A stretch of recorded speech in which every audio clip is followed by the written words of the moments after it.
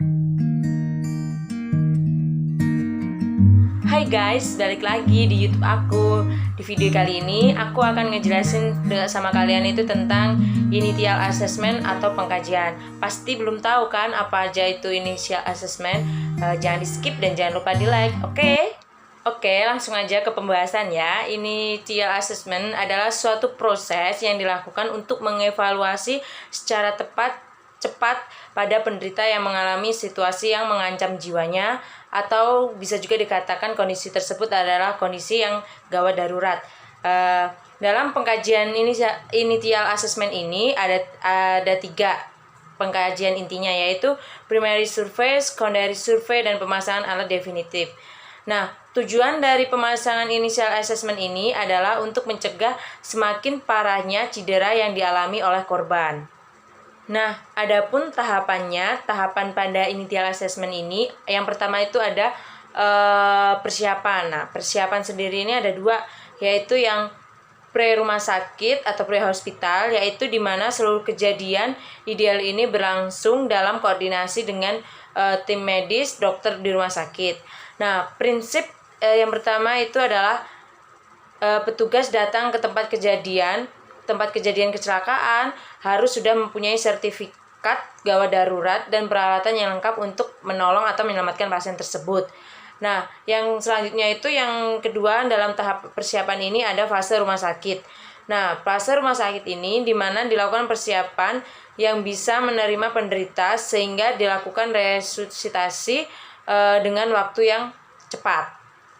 Nah, untuk yang kedua ini ada triase. Nah, triase sendiri ini merupakan cara pemilihan pasien yang dibedakan berdasarkan kebutuhan terapi dan juga sumber daya yang tersedia. Nah, yang ketiga ini ada primary survey. Primary survey sendiri ini dilakukan secara simultan dan terkoordinir.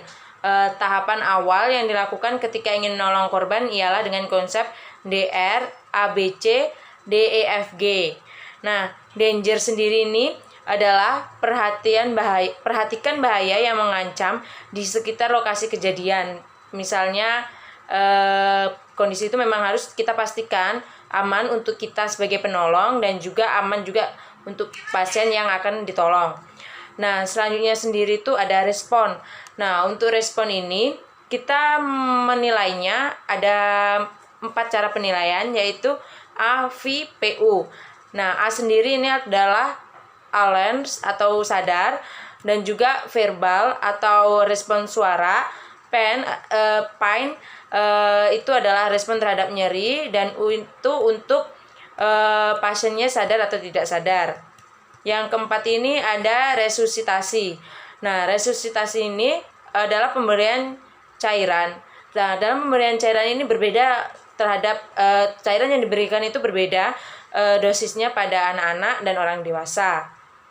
Terus juga yang kelima adalah tambahan pada primary survey dan resusitasi itu seperti pemasangan EKG, pemasangan kateter, dan juga memonitor hasil resusitasi dari laboratorium.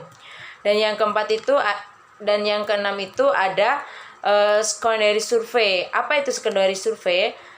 Secondary survey ini merupakan pemeriksaan teliti yang dapat dilakukan dari ujung rambut hingga ujung kaki. Nah, yang dimulai dari depan sampai ke belakang, dan setiap lubang itu harus dimasuki jari.